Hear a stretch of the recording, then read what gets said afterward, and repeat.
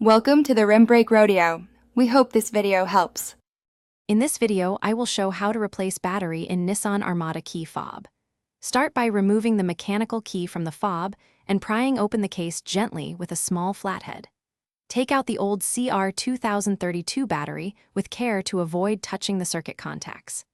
Insert the new battery with the plus side facing up, snap the case closed, and test the buttons and remote start before reassembling.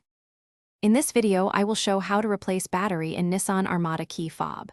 Pry the mechanical key out, then insert a small flathead in the seam and twist gently to split the case. Work around the edges to release clips, keeping pressure even to avoid stress fractures.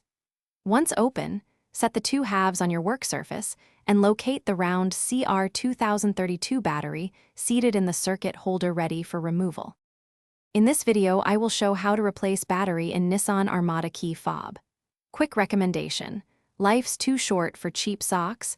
Try darn tough with a lifetime warranty for comfort on every trip to the garage. If you find these tips useful, please subscribe and like, and peek at the description for the sock link and additional deals. Thanks for the support. Now let's get back to the video. In this video, I will show how to replace battery in Nissan Armada key fob.